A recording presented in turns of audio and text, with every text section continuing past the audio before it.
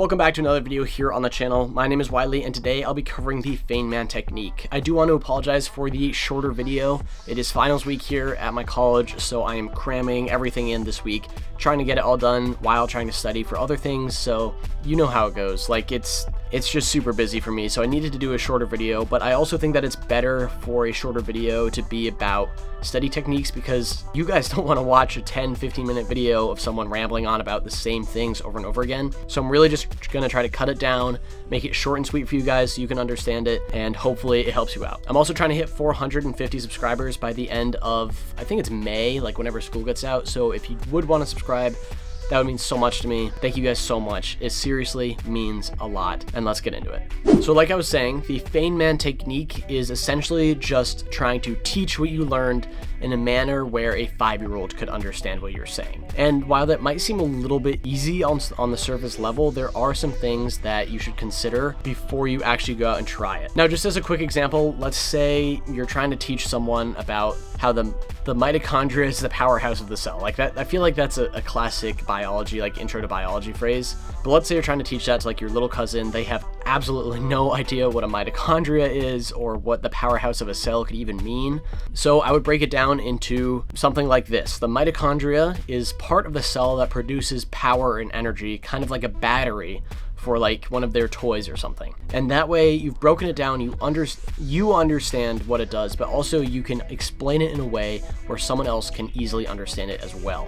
Because knowing something is different than being able to teach it. And if you can teach something, then you absolutely know it. But if you just remember the definition and you don't fully understand the definition yourself and you're not able to explain it in any other way other than like the textbook definition that you've ingrained into your memory, then it's not going to be that helpful. Now, you should be using this on more than just like one or two phrase things like what I just said. You should be trying to explain whole concepts of whatever class you're in, entire slides or presentations that your professor did. You should try to, even if you're just saying it like out loud to your room like no one is listening, as long as you're saying it out loud, because then you can catch yourself, wait, I don't know how to explain this part more than just literally rewording exactly what the professor said. Like, let me go back into my texts and let me look at actually how to do that. And basically, you just want to rinse and repeat this process of saying out loud or explaining out loud, like what exactly it is that you're learning, because the more you do it, the more it's going to become stuck in your mind. Now, a good way to practice this, because you're probably not going to be the greatest at this right away, is just to make a bunch of flashcards and just practice active recall first. I know that everyone talks about active recall, so I'm not really going to talk about it too much. Basically, it's just when you have like mitochondria on one side of the flashcard and then you have to like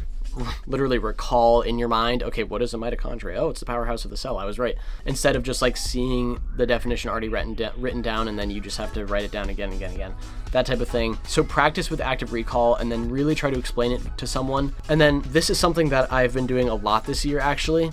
Something is going on outside. I apologize if you can hear that. I think it might be a lawnmower. Anyways, something that I've been doing this year is just explaining these topics to someone like they're a 5-year-old. Even if I'm like calling my mom and I'm like, Mom, can I please explain this topic to you? Like, I need to make sure that I know what I'm talking about. Then I'll have her ask me questions about it as I go. Because if I can teach it to someone where they can repeat it back to me in a way that I'm like, yeah, okay, they're right. Like, I just taught them that and they know how to do it now, which makes me feel more confident. But if they ask me questions about it and I go, okay, wait, that's a good question. Why don't I know that? Or if they ask me a question and I go, yeah, okay, now I can explain it in a little bit more detail. Maybe I didn't go into enough detail when I was answering the first time, and now I know for when the test rolls around. So just being able to field questions about the things that you're trying to teach. I mean, you don't have to do it that way, but for me, it's just a way to like guarantee that I do actually know what I'm talking about. I think the Feynman technique has been one of the most underrated study techniques that I've talked about so far on this channel, because it has so much value and is so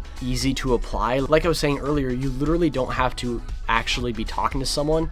You can just talk to an empty room, and as long as you're saying it out loud to a point where you think that a 5-year-old could understand it, like breaking down like, oh, the mitochondria makes power like a battery. It's a little stupid, but I think it works really well right next to active recall. So I think it's 100% worth giving it a try.